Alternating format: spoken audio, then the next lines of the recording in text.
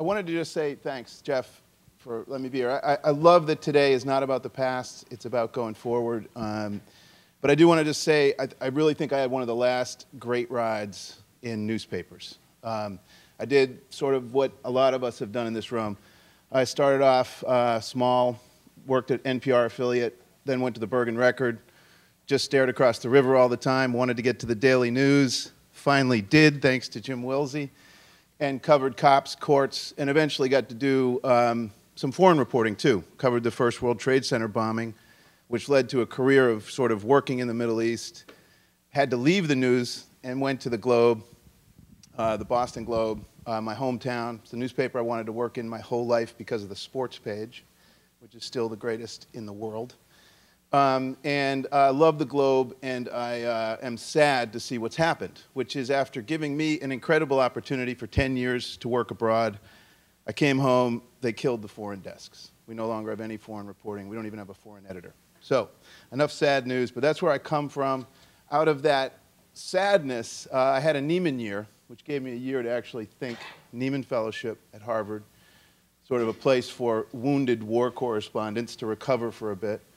And to step back and think for a minute allowed me to see that I really wanted to go into the newsroom and try to affect change from within. One of the things that I couldn't do at the Boston Globe is affect change from within. It is sclerotic. It is an environment that doesn't really allow for an entrepreneurial spirit. If you come in with an idea, it's immediately questionable. What the hell are you doing thinking about business models? Just keep reporting. Why are you thinking forward? We have editors who do that, not reporters. And I think that's a real thing going forward we need to think about. Creating environments where people in the newsroom are part of the process of pushing forward. What I've done is started the idea for reinvigorating international news. We all know this story. Philadelphia Inquirer, Baltimore Sun, Boston Globe have all killed their foreign staffs. That's the place where market conditions begin to really affect our news content. For people like me who love to read the Globe, it's pretty hard to understand the world from the Globe these days.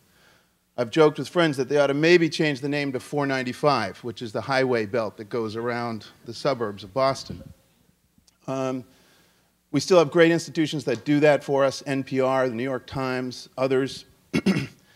But we're missing that local voice, that feeling of having a correspondent who's from your community, who's gone off to a complicated place like Jerusalem or Pakistan and tried to bring the story home for you.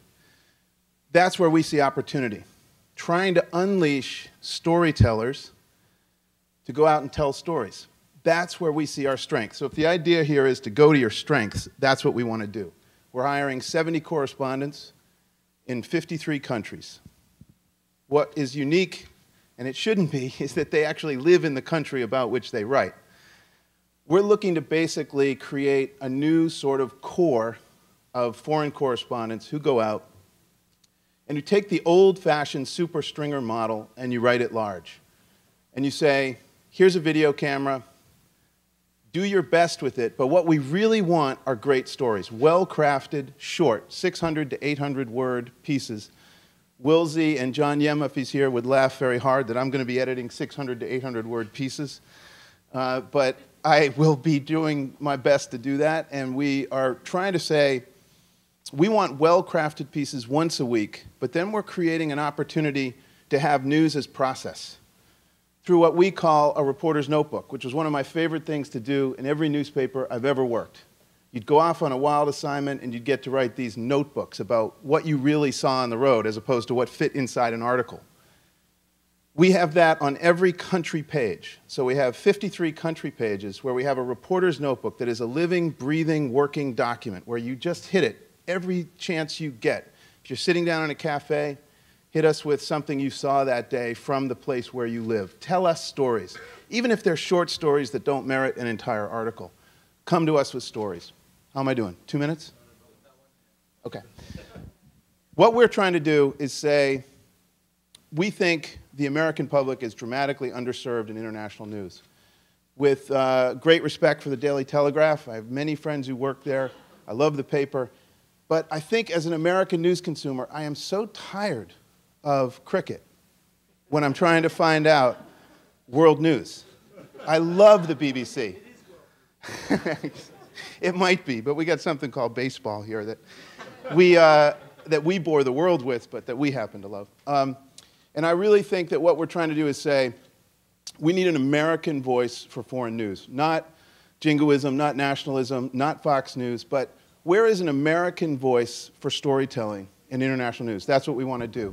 Our goals, briefly, are 600,000 uniques in our first year. We launched January 12th. By January 12th, 2010, our goal is 600,000 uniques per month. We want to become a place you can go to if you want to understand some stories in the world, if you want to try to put the world together. We also have a goal of developing 3 revenue streams, and I'll get into those later because I don't think we have time. But in a nutshell, they are advertising, of course, and we could talk in detail about how we're going to try to do that, but also a syndication model that's really emerging, especially as newspapers begin to sort of look for other places for content out there in the world. We want to try to see if we can't be a very affordable option there for that. We also have a model for an inner circle, which is to take the idea of community and then make it a little bit more intimate. For those in a corporate structure or NGOs, you would pay for that. In a college setting, we will give a bulk and it will be very affordable, or you can get it through a sort of awards program like a frequent flyer card. If you stay on our site, if you read our stories, if you love what we're doing and you prove that to us through your clicks, we will bring you into that inner circle for premium content. That's the model. We hope it works. January 12th, 2009 is the start. Thank you. Good morning, everybody. I'm Mark Josephson. I'm the CEO of Outside In, and very excited to be here today and just to listen to, well, to be amongst a group of folks who are so bright and doing such things as a consumer I love. But also to hear some of the things and topics that we're talking about today, like embracing the community of people who are actually reading your news, or helping them create that news and cover that news, and how do you focus on what you do best, and where's your opportunity to invest in what you do best, and we think that's local. So we're going to pull up the presentation.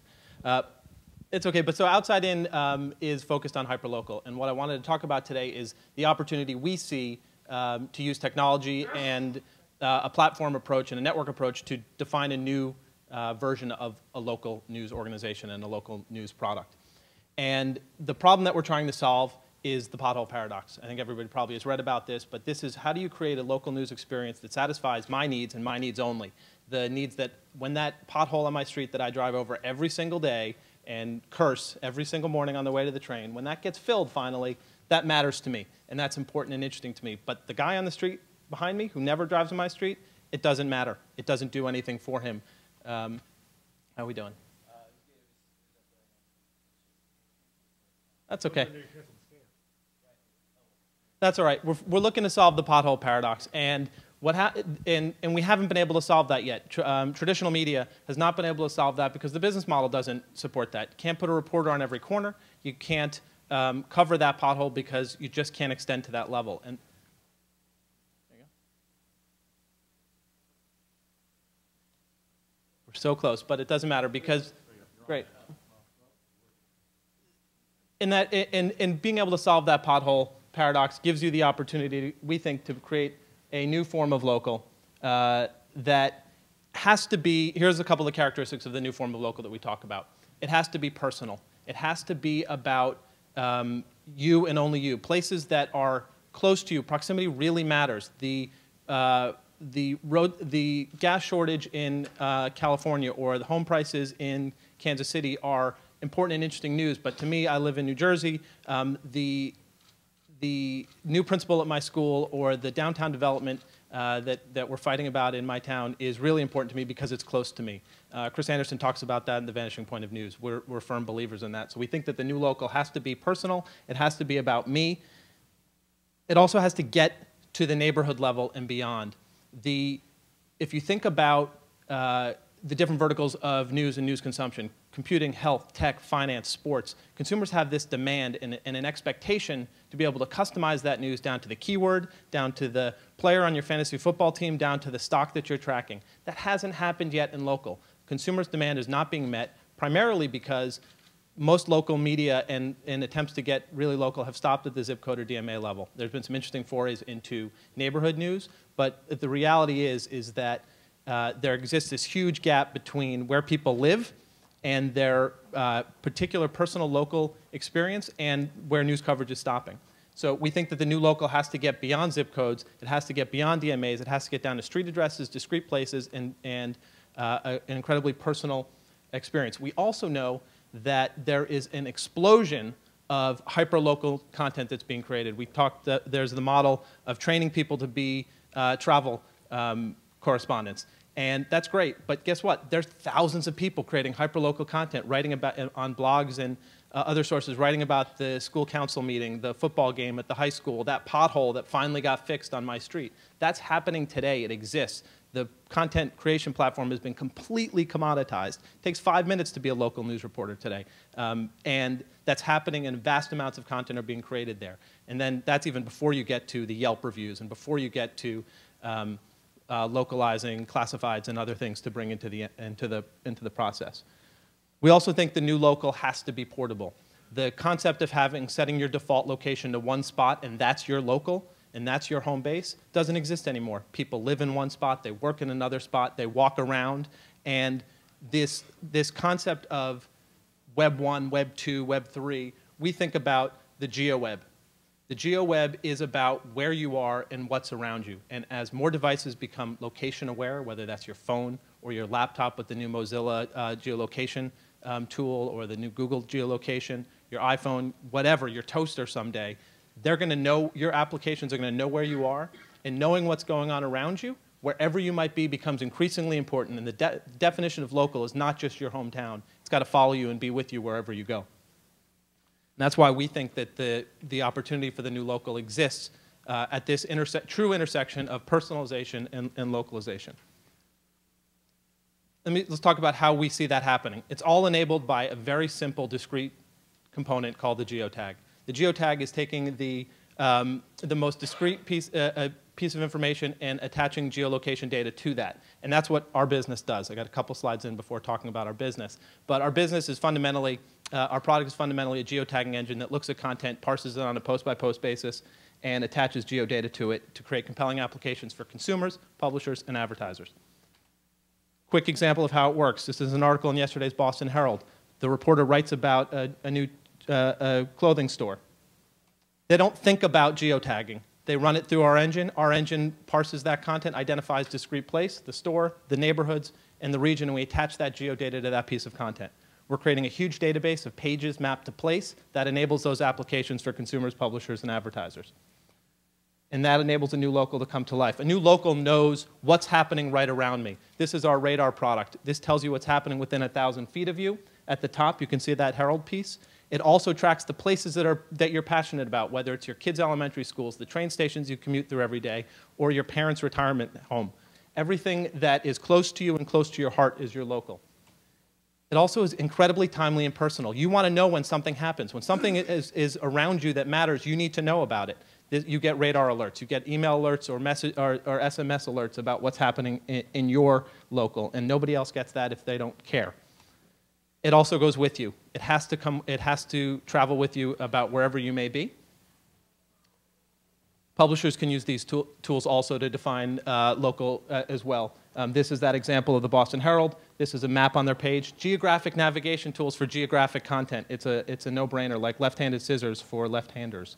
And you can power neighborhood-level news. Imagine breaking Chicago down to hundreds of neighborhoods, which we do for NBC. That's the new definition of local as we see it. We're a data and technology platform and company that enables that for all of you. And it's all there for free, by the way. Go grab it at these sites. So my biggest piece of advice is if you're going to start a financial news service, start it on the day the global economy breaks. And you're going to have a lot of success, because that's what happened to us. Basically, Alex Bloomberg and I, who did the giant pool of money story, thought, hey, this could be more of an ongoing process. And we spent several months thinking about what that would be, getting a lot of support from my higher-ups at NPR and from Ira at This American Life. And all the questions and worries and things we thought we had to prepare became absolutely irrelevant on September 6th, the day we launched, which was also the day Fannie and Freddie collapsed. And basically, since then, it's just been a maniacal frenzy of 18-hour days and, you know, creating this podcast, which was going to be a once-a-week podcast. At no point did we sit down and say, let's make it a once-a-day podcast. It just every day there was a podcast to do. We had to do it. And it quickly became #1 in iTunes and has consistently been highly ranked. We created a blog. We are obviously on the radio and have had this enormous response. And what's interesting to me is everything I thought was hard, which is what is the content? What are the stories we're going to tell? What is our approach to storytelling? Was just easy. That was simple. We had all these talks about should we be funny all the time? Should we be funny some of the time? Should we be poignant? Do we want to make people cry sometimes? That kind of was irrelevant. I mean, it turns out basically, it's pretty simple. Lots of people want to understand finance and economics, but don't understand the jargon.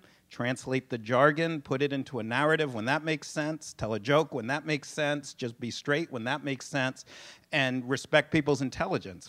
You know, finance and economics isn't that hard. It's just usually it's talked about in really weird words that none of us understand, or words we think we understand, but they use differently. That part has been relatively easy.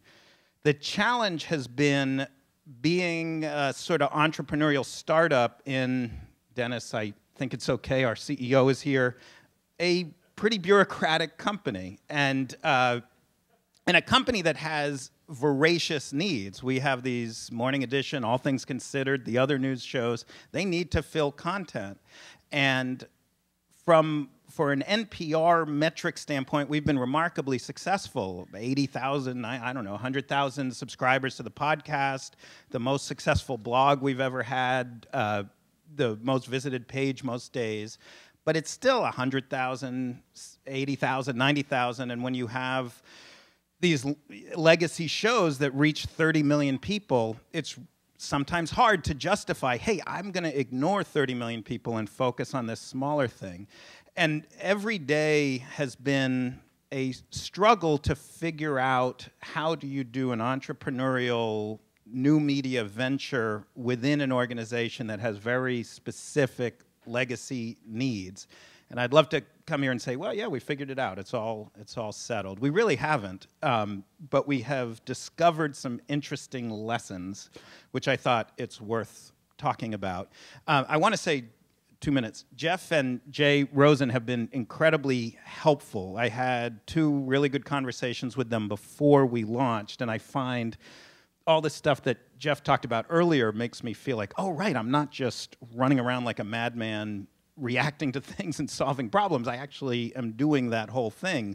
Because what we learned is the Jeff model makes my life easier, that when I learn something, I can put it up, I can get helpful response. We get these emails from congressional staffers or just curious people who are willing to spend a few hours looking through Treasury documents and pointing out inconsistencies.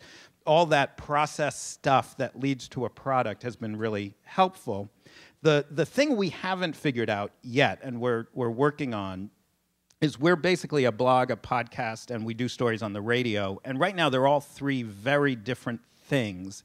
And I actually haven't decided if it's okay for them to be 3 different things or if they need to be one thing. So the blog is sort of a community where we're in a constant discussion with our listeners. And we've, the 6 weeks we've been alive, we've really developed a very strong and robust audience. The podcast is sort of that. I mean, we do take listener questions every day, but it's basically a radio show that might be a little more casual than our other radio shows. And the radio programs are that finished product. And I'm going to wrap up now because I actually don't know what to say about making those 3 things the same thing. And when Jeff asked me to do this, I really didn't think he needed me because he probably envisioned and wrote about what has become glam without the context of glam, I think, before anyone else did. And I've been thinking a lot about, with this audience, what to talk about that would be useful and deep enough in terms of the actual changes that are occurring, as opposed to just run through the story of glam and what happened. And what I came up with was Just one slide. I actually just Googled it. And the reason I put that up is, can you find the city you were born in? Or where it is on that? It's a little hard, right? And the reason I put this up is in early days of Apple, I remember Alan Kay saying a point of view is worth 100 IQ points. So I guess we're all 100 IQ points smarter right now. The reason I put this up is I think this really explains, for me, the personal process that I've had to go through in understanding, comprehending, explaining, and building a true network or a network of networks model, which is to look at things from the absolute opposite end of the point of view we usually take. And what I mean by that is, let's take the media business. And if you look at my history, I've always been involved with some form of publisher enablement, publishing media enablement. In this company, what we decided to do was really look at what is changing. So the first thing that's changing is, and the long tail doesn't quite explain this well because it looks like a long tail and your eye still goes on the left side first, where it's not the long tail. What's changing is you've got to look at it from where the smallest changes are occurring. And I think that is a significant change of point of view. The way I would express it very simply is the following. Every form of media that I'm aware of until now has always had control at the point of distribution. If you look at any kind of media, from theaters to movie companies to print publishers, why does Condé Nast have 10 to 12 magazines, not 200 or 1,000 or 2,000? There's some physical factors of distribution, but the real issue is distribution has always been controlled. By the first wave of the web, what happened was, and Rick is here, we were actually involved very deeply in the beginning of the web in helping people create content by building platforms and tools to make it easy to publish. I think that has fueled the changes which make the network model so prominent, which is, it actually is very, very easy, not only to publish. What that doesn't mean it's easy to write good things. That's what I'm talking about. That's still hard. The creative process is still very hard. What I'm talking about is what it takes normally to do something and make it available outside in the world. That takes distribution. On the web, what's remarkable, and no one really talks about in great depth, is the fact that it's not a blog versus a website versus a video. What's really going on as an underlying change is the people who are authors and creators of content can not only be authors and creators of content, but they can be publishers today. That is a very remarkable change. It's never happened before in the history of media. What has that to do with GLAM? When we started GLAM, I was actually one of the first investors and got involved as CEO now exactly 3 years ago. Stepped in as CEO after the launch of GLAM. When I stepped in as CEO, I described that process as literally the feeling of jumping off the cliff, because what I was finding was that the definition of what is media was changing. And it's remarkable for me now to look back that it is true. And by that I mean, normally media companies are described by what content you create, what content you produce, what content you publish. And I think this is one of the reasons why Google has not been considered a media company till recently, because they don't produce content other than maps. GLAM is like that. We're a network that started with a group of 12 websites and one owned and operated website using the terminology we borrowed from really television. And as we grew, and that first was in the fashion women's vertical, we chose that because coming from where we come from, we were looking at how do you monetize this, not just how do you create a tool to enable this. Because if you don't monetize it long term, it won't last. And what we found was monetization really is on the side of brands, which spend 70 to 80% of their money not in direct response or search. They spend it in brand advertising. So the question was, how do you bring that model that print uses, television uses, both prime time as well as event-based, to the web? So you marry this point of view of what do brand advertisers want, and you marry the other idea of the underlying changes that publishing is resulting in a very large number of professional mid-tail and long-tail websites together, and you get what I call the network model, which now I'm feeling is more of a network of networks. So fast forward, when we launched, we had 100,000 unique visitors of glam.com and roughly 10 to 20, 30,000 visitors each of our 12 publishers. Today, we're at 700 publishers and a total reach of 52 million uniques today in the US, and about 90 to 100 million unique visitors worldwide.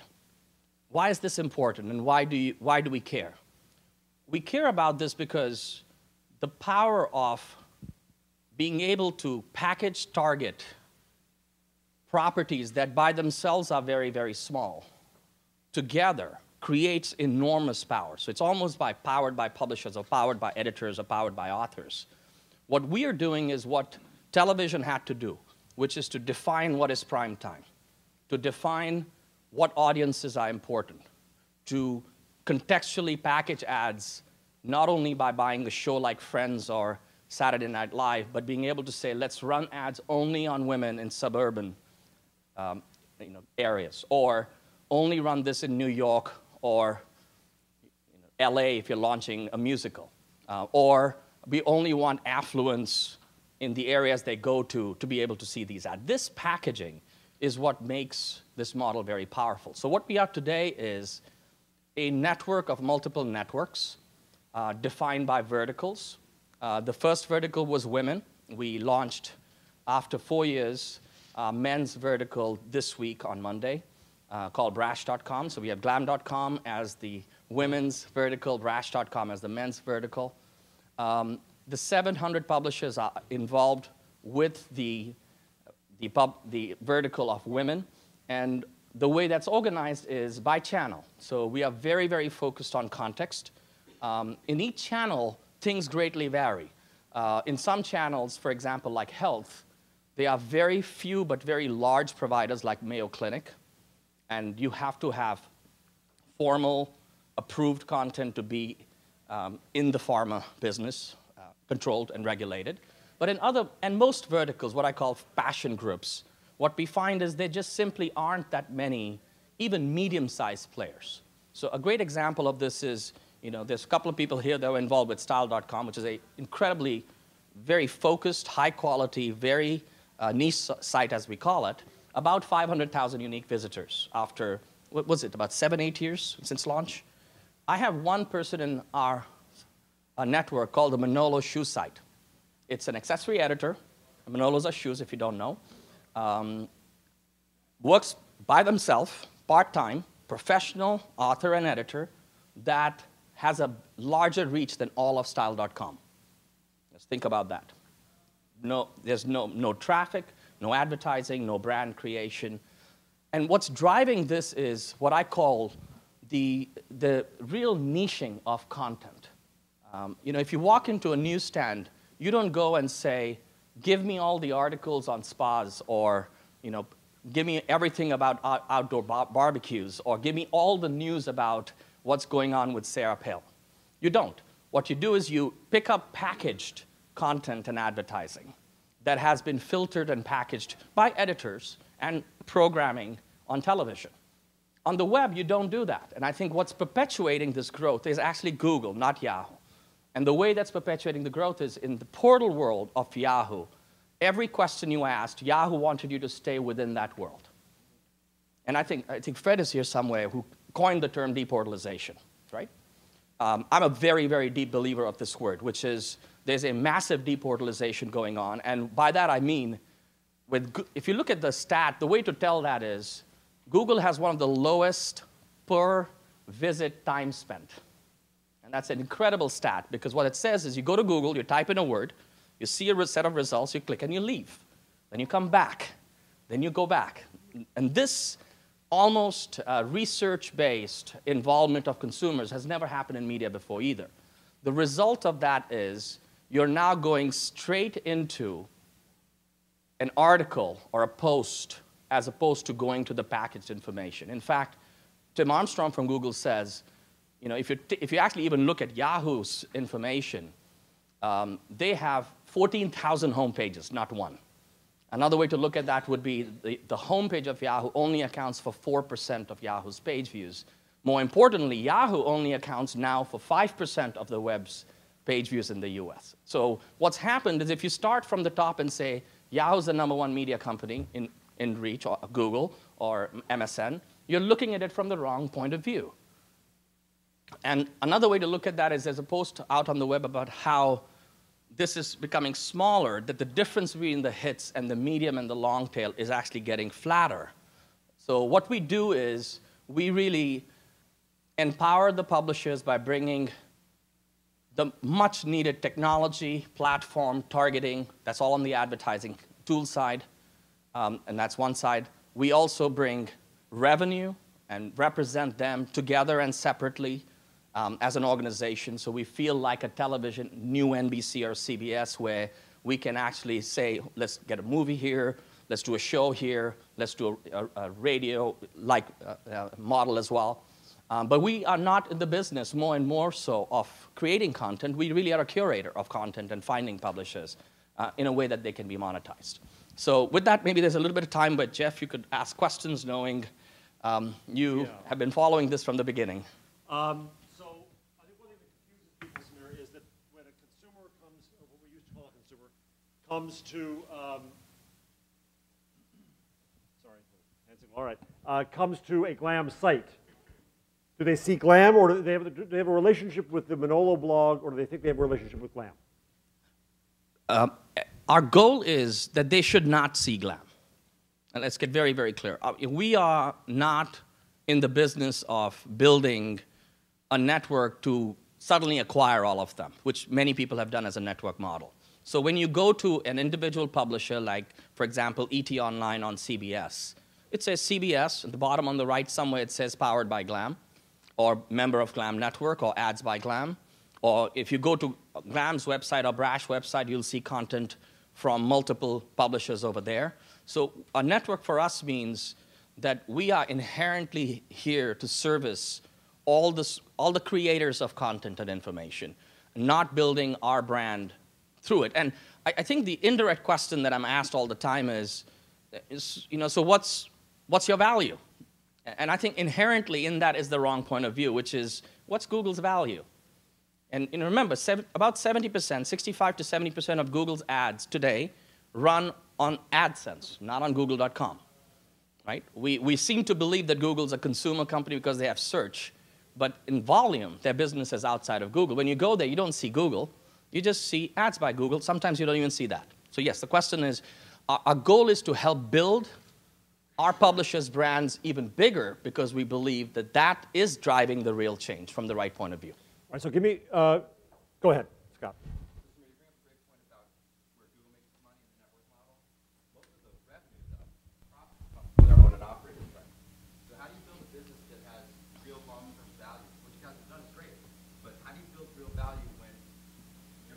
Revenue for starters is 50% at least, and you're up against Yahoo, MSN, a bunch of different ad networks that have duplicate your audience.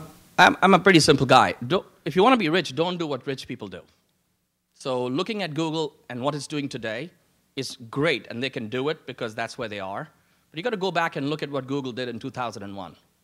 They owned and operated business. In fact, if I remember correctly, I don't know if someone from AOL is here, when they got the first AOL deal, Google shut down Google.com for 6 months. Let's get very clear. Google was in that business of being an embedded search player like Inktomi. They actually bought a company that became AdSense in 2001, 2002. And their actual consumer-based business was very small. If you can actually plot it. Number two, if you actually look at the last quarter's earnings last week, you'll find a disproportionate amount of O&O, both revenue and income is coming from non-US for Google right now. Very, very high portion. It's about 58% of their revenue.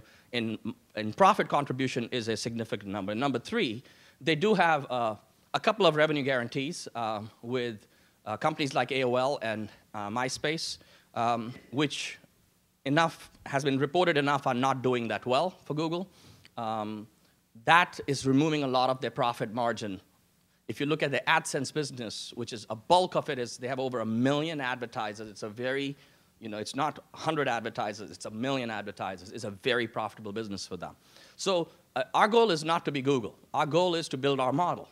Our model is inherently a network model, which we deeply believe in. Our margins are very fair. We've not had any price erosion on them. I'm sure if you follow GLAM, you know our publishers are extremely passionate about working with us because you have to not only service their revenue needs, you have to understand this is a tough business for them. So explain what your relationship is with those publishers. What do you provide them? What's the sales split? I mean, give a few bullet points of the. So broadly speaking, we have what we call media services. So we ask our publishers all the time, continuously, where do you need help? Okay. The first thing we ask for is an exclusive relationship, and that's where I think a lot of people trip on why are we a media property and not an ad network, though a part of our business is an ad network. We have one very simple reason why. If you want to work with GLAM, we want the first and the exclusive right to all the prime time above the fold ad inventory. Very important. Because if you're not in the CTR or direct response business, which the search business is in, then you have to package that ad in the inside cover or in prime time. You can't just throw it anywhere because then how do you measure? So I'll give you a great example. If you go to Martha Stewart's website today, you'll notice all the ads are below the fold. Well, it's very easy. This is the web. You can go to Quantcast or somewhere and find out that 72% of their users' screen resolutions are set so small they never see a single ad. Think about that. Now, that's not a problem. If you look at television, overage is calculated in television, right? And that's a part of the cell. But it's not visible. So our goal is to really create the metrics for brand engagement. And the first metric and the most important metric is, where's the ad? Is it viewed? If it's not a click, how do you know that? So we start with an exclusive relationship, and that's on one side. The other things we do are really focus in on having a targeting system by audience, context, keyword. We actually just rolling out behavioral targeting this week to our advertisers. Also time. What we find is if you're at work, your response to ad at 10 a.m., what we call the internet prime time is 10 a.m. and 10 p.m. 10 a.m. when you're at work, you've said hello. 10 p.m. because the couch potato's on the couch, for women at least, and the kids are asleep. So you get very different usages in what is prime time, right? The other set of services we provide are, we do content services in which content can be syndicated to us and through the network. It's very powerful. We do link syndication. As you join the network, that validates you, and the crawlers like search crawlers begin to notice you more. We promote you. We invite you to events. Each channel for us, we think of us as having not 700 publishers, but about 2,500 authors and writers that work for the GLAM family. That's the way to think about it. So if like yesterday, there was a women's conference with 14,000 women in LA, hosted by Maria Shriver. We had a whole bunch of our publishers attend that because we were able to bring them to the conference. And that's something most ad networks don't even think about, right? The third set of services which we just launched is what we call the GLAM Perks. And there's a lot of people who have been asking for this on the web, which is, look at my background. I've built tools to enable creativity, authoring, and designers my entire life. Why aren't we doing tools? It's a very simple question. Am I bored with doing tools? I mean, no, I'm not. What we've been waiting for is, if you look at blogging and some of the platforms and video, you're back to stage one again. That's the tough part about tools businesses is, it goes from stage one to stage three, and stage three are only big companies like Microsoft or Google. You cannot make money in the tools business after stage one is over. So in our case, what we're doing is we are building a platform, for example, where you can publish better using an application framework. You can create, for example, your headlines yourself and syndicate them out. A great example of this, and I urge you to try it, is GLAM TV or Brash TV, which we launched about 3 weeks ago. And Brash TV was yesterday. Here what we've done is what we found in video, unlike text, posts, blogs, where you not only build content, you also are a publisher. In video, what we found that's not true. Most video producers that are indie producers or even the big CBSs of the world are very good at producing quality content, but have no reach or distribution. It's a different problem today because YouTube is 70% or 67% of video views today. MySpace videos are another 20%. So I look at, for example, Hulu, which I love, with 100 million streams a month. I think YouTube does that every 3 or 4 minutes. So you've got a very wide gap there. So what we've done with video is we first went and got rights-managed video from all the major companies, which, as you know, from iTunes world, takes a lot of time. So we spent 18 months getting really every single video had to be rights managed with full permission, Not only for GLAM, we also got rights for redistribution. This is very, very important. So now if you're a part of the GLAM or Brash network and you want to put a video, which everybody wants to use video, instead of stealing it or going to, uploading it on YouTube and copying it, which is what most people are doing today, you come to GLAM Network as a service, choose the video you want, put it on your website legally. If a consumer like you goes and sees that video, let's say you're in a tech channel and there's a video from CNET that was produced that you're hosting because all you talk about is high-end audio. Not only do you have the legal rights to use that as a GLAM publisher or a Brash publisher, you get paid. So you've suddenly converted the hosting of your content as a source of distribution. So this is very, very important. And as you know, video CPMs are probably 2 to 10 times higher than display. So I'm giving you a flavor for how deep this goes is once you give up the fact that you're not going to build a content-centric, hits-based business, then it's all about enabling more of the network effect. What do you reveal about CPMs you're selling at, share of revenue with the publisher, sell-through, those kinds of fun stats? Not much, but I can give you some broad ideas. It's just confidentiality, but it's pretty well known what's going on in the industry. What we do is we usually start, and in most cases, have a very even revenue split with our publishers. So that doesn't vary a lot in our case. Our CPMs vary greatly based on the channel. So if you look at our, what I consider style, luxury channels, because the demo is very, very focused, the CPMs are very high. By high, I would say in the $10 to $25 non-video range. Other channels like entertainment, they range in the $8 to $15 or $16, so it greatly varies. We're just getting into local, so we're going to now also use the same model to do local. We've at least you're getting into local. We are getting into local, of course. I mean, because it's a problem you have to solve. It's very, very hard to, Local advertising on the GLAM sites or local content? Both. So a network of local. So if you're doing things with local, come talk to us. My last question was going to be, but I'll make it this anyway. If you're talking to a newspaper here, how would you do the GLAM model locally? Many ways. We do enable media companies to use our model as well, selectively. So Lifetime, for example, television, has created a Lifetime network using GLAM. So to a newspaper, there's many ways to do this.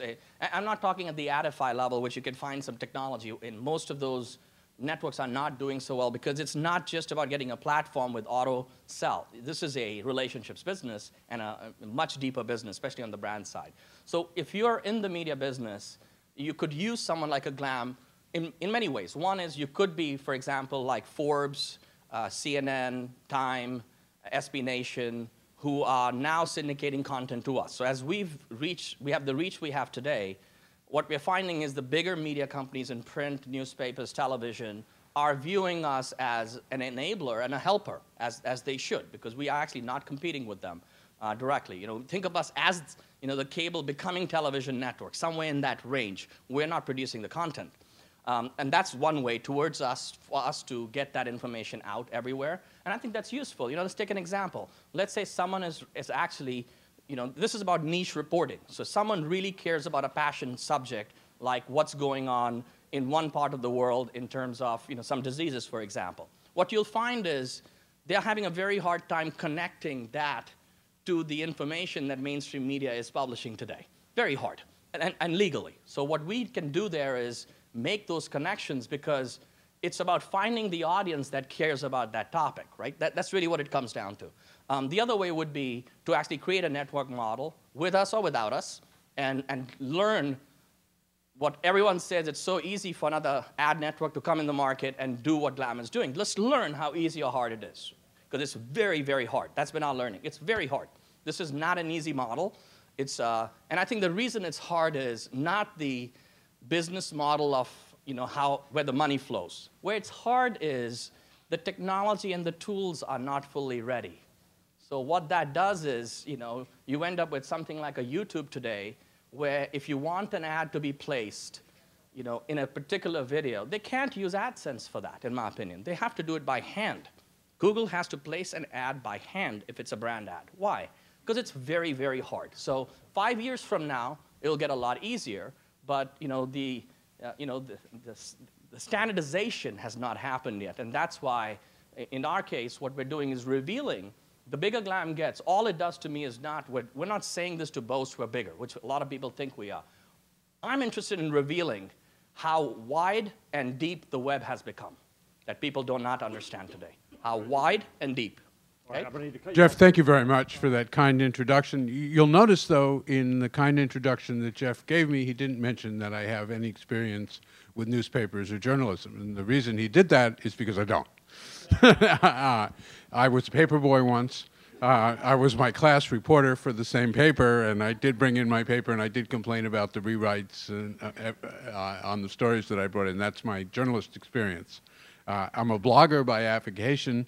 I have a blog that has a strange amount of Google juice, mainly because of two people in this room, Jeff Jarvis and Fred Wilson, who point to it. And so as a second derivative, I get their Google juice. And if you look up strange things that I write about, you may find me up on top because of their pointers. But what I do know about is networks. And I've been in the network business, networks in the technical sense, in the network business for most of my adult life.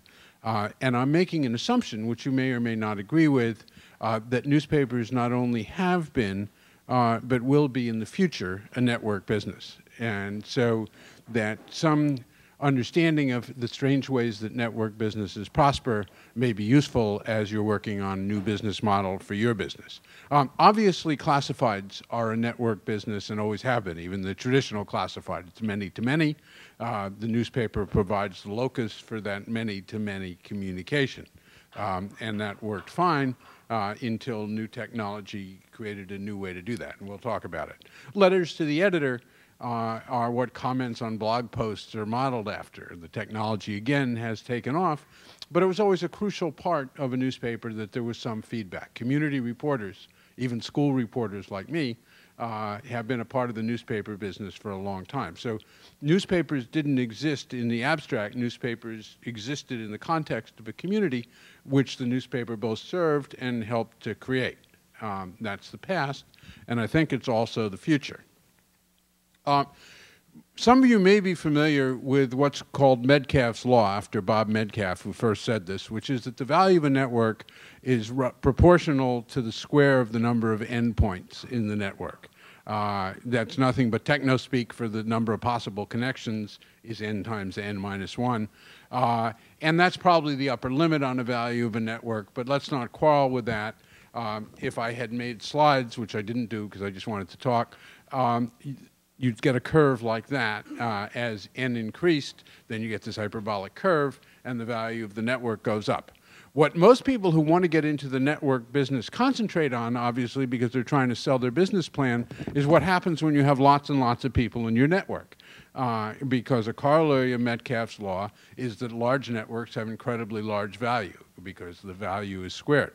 But what people often ignore, and the real dilemma for anyone who wants to create a network business, is the other corollary. Small networks have almost no value. A network of one connects you to nobody else at all. And a network of two isn't very useful either. So large networks have huge value, but small networks have almost no value. So that brings up the paradox of the network business. How do you ever get a network started if the network doesn't have any value to its first users? Okay. You can't, imagine how hard it was to sell the first telephone. Here, this is this wonderful device, and you can call the office if it breaks, because we have one too. Well, you're not going to go out and buy that. Fax machines. Fax technology, as you know about in the news business, has been around for 100 years before fax really got to be a popular way for people to communicate. Even email took 20 years to mature because of that problem that for early users, the chance of being able to reach somebody else that you wanted to reach was so small that it wasn't worth getting into the business at all. So when anybody proposes a network business, you have to ask them as an investor, as somebody building a business based on a network model, how are you ever going to get over this paradox? How are you going to create enough value for those initial users to get them to use the network so that you can have a big network and have a tremendous amount of value. And don't let anybody wave their hands and say, well, just think how great it'll be when everybody has one. Think how great it'll be when everybody's on our network, because everybody isn't going to get on the network unless you find some way to create value for those initial users. The problem's even worse if the network's an interactive network. A sort of rule of thumb that we use on the web is that if you have a website, let's call it a blog, but it could be any other kind of website, that you'll get 1 in 10 of the people who come to your site will participate in some way. They may take surveys, they may do light stuff, and 1 in 10 of those, or 1 in 100 of your visitors, may become an active contributor to the network. So let me describe a mistake that I made, not thinking that through. I wrote a novel, and I was marketing I published the novel myself, so and I'm not even ashamed of that. But the hackoff.com, an historical novel set in the internet bubble and rubble, where I was. And so I had a fair amount of readers for my blog, so I had a way to get readers to the website of the novel, the readers from the blog to the novel. And I published the novel on a website at the same time as almost the same time as I published it in hard copy, except hard copy took too long. So it all came out on the website first, and I did podcasts and did a lot of stuff. And I did get a lot of readers, but what I had thought was going to happen is that I was going to create this community around the novel, right? And so I had a wiki where people could, it's a murder mystery, so people could write different endings or rewrite episodes if they wanted to, and discussion forums. Well, predictably, other than the pornographers and the spam, the discussions never got going. It wasn't because people didn't come and look, but it's because only 1 in 100 would be a contributor. So when you have only a few contributors, then there's not enough value. You know, if I'd started out being a famous writer, if I had other books, if there were other ways to get the conversation going, that would have been great. But if you're trying to get a conversation going, if you have 100 visitors to your website, you've only got 1 real contributor to the conversation. And so you've got to grow very big before you can get a conversation going. Okay, so what are getting started strategies then? Because networks do get established, and there are a number of them. One, and it may work in some cases for you, is to start as a network that's serving a closed and existing group. The way they sold the first telephones, for example, is they were sold to companies to reach their employees or to call around the company. So if you sell the whole company at one time, then you don't have a huge amount of network value, but you know that the phone is going to be useful. There is going to be somebody to call. So you can sell a pocket at a time to try to create a network, and then you can aggregate those pockets. That's how fax, that's how telephone got going. Another possible way, and I don't know if it applies to the news business or not, is that you can make existing networks reachable through the network you're starting. That's how mobile phones got started, right? If somebody had tried to sell mobile phones and said, well, you can call anybody else who has a mobile phone, then nobody would have ever sold any mobile phones. But the first mobile phone you bought gave you mobility in calling every existing phone. So in other than a technical sense, there wasn't really a mobile phone network at that time. And it wasn't until everybody had a mobile phone that we began to get the mobile phone only applications like texting, like all of the wonderful things that we can do with our mobile phones, because it had to reach, the penetration had to reach critical mass before it made any sense to differentiate the mobile phone from the other phones. What probably is a strategy that you can follow in the news business is to bring an existing community over to the new network that you're creating. And I know that many of the people who've talked already today have talked about that. That is, you have existing communities around your print publications. If you don't treat the electronic community as a poor stepchild, but if you say our goal really is to get as much of the community as we possibly can, because it is a pre-existing community, to bring that community over as the initial seed and then grow it there, that seems to me a strategy that has a very good chance of success. Many of the strategies to make a network business get started is to independently create value for the first user who comes on. Because remember, the first user has no other users to talk to. You're in an excellent position to do that because you've got content. So the content is valuable to me when I come to your website, whether or not there's anybody to talk to about it. It gets more valuable as there are people to talk to, but at least you have a way to get people to come to your websites initially, and you have to think of those two stages very deliberately and very successfully. The first stage is, what value am I giving my initial users, and then I'll talk about it in a minute. How do I start to make this interactive? How do I start to make this a really powerful network that's bringing them even more value than they could have gotten before? Just as a point of editorial and really a personal plea for me, I hope that when I say content, you don't think I mean just more source stories from anonymous sources. Or, you know, if you can't link to it, it's not as valuable as if you can link to it, and that's one of the great things about the web. But even more valuable than source stories are stories that come, is expertise, it seems to me.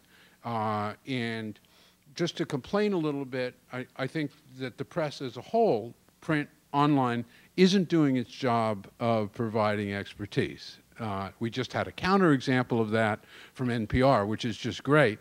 But the expertise really isn't there. So we have this flood of information, and we don't have expert analysis of it. You know, we have this rush to put out the first fact, which isn't really a fact, it's somebody's press release, and we don't have the kind of analysis we need. We haven't had, and we've had so little real analysis of what's happening economically. It took 2 weeks for the New York Times to start talking about deflation. I don't see articles about the velocity of money, but it's all about the velocity of money. You don't see articles pointing out that when one small country started to guarantee its bank debt, its bank deposits everybody else had, and that this is actually competitive. You know, so those are the things that you know, that many of you know, that aren't making it into stories. But I think if they do, then they create this kind of value that brings people there. You know, and I could go, Jeff won't let me, but I could go on and on with examples on global warming, on science subjects, on economics, where we're not getting the expertise that we need. But I think there's an incredible opportunity for you to provide that expertise and provide the value so that we create a network around your expertise. Okay, so suppose you've begun your network now, and you want to grow your network. One of the reasons that, probably the only reason that Jeff asked me to speak today, is the counterintuitive part is you don't want to monetize it too quick. Now, not monetizing quickly means you have some other source of capital. But the greatest asset that you can create is the larger network. So you don't want obstacles to use of the network. And if you try to monetize too early, if you try to take too much money out of it, you're creating an obstacle to growth. You're eating your seed corn, in a sense. You really don't want any obstacles. You don't want complex registration, even though you might be able to monetize that. You don't want to demand too much information from people unless you're giving them back something very concrete, because otherwise your network won't grow to the size that makes it powerful. The good thing about a network, when you succeed, is within each niche, sort of only one network succeeds. So you really want to get to be the network that succeeds. And that means being very careful not to try to milk that momentum and in any way stunt the growth of your main asset, which is the size of the network or the penetration of the network in your identified market. A great example of that is from Craigslist. And Craig, I don't know at all if you thought of the business model this way, but when I think of it from outside, what I see is that Craig charges a little for a tiny fraction of what he has. So imagine if you're Craig's competitor. You know, if you're competing with Craig for listings, how are you going to get more listings when he's got the eyeballs? If you're competing with, you can't get the listings by saying I'm going to charge less than Craig, because in most cases Craigslist isn't charging at all. And on the other hand, you can't compete for the advertisers by saying I've got more eyeballs, because he's got more eyeballs. But you can't get more eyeballs because he's got more advertisers. So once you get this virtuous cycle working, as long as you're careful not to over-monetize it and create an opportunity for somebody to come in underneath you, then it's a very, very powerful position. In fact, I learned that lesson not from Craig, but from Bill Gates when I worked for him, and I said, how come we don't charge more for my products like Microsoft Mail, because we're out selling CC Mail? And he said, why should we create any room for Lotus? But you really don't want to overcharge for networking. There's a great, great value in building that asset. On the cost side, and Roussel did a very good job of talking about that. If you're not going to monetize, then you ruthlessly have to control costs in the network business. And the motto I saw before, if it's not your core business, outsource it, is absolutely right. The only thing I would add to that list is, besides outsourcing the technology, I'd outsource the hosting. You won't believe how cheap it is to put something on Amazon. I wrote an application for somebody, got hundreds of thousands of hits, and I got my bill from Amazon for hosting it on Amazon, 4 cents for a month. You know, you can't beat that. You can't beat the reliability. Every network manager will say, well, then we won't be in control. We'll have an outage, and it'll be all Amazon's problem. And, you know, the answer to that when your network manager says it is, the world will not judge us bad if we're only as bad as Amazon is, you know. So there's an enormous amount to be saved in the hosting, which is as important to save as all those other places, because you're not going to get the revenue back. And if you try to get the revenue back, then you lose the network asset that you're creating. So this is actually, you know, in these troubled times, a great time to start a business if you have any capital at all to do it, a great time to morph a business if you have any capital to do it, if you have the assets to do it, because there's not competition coming from here and coming from there and getting for funding. And the great franchises that you have are franchises that can extend into this new networking model, but I think have to acknowledge and have to follow the dynamics of network businesses. Thank you very much.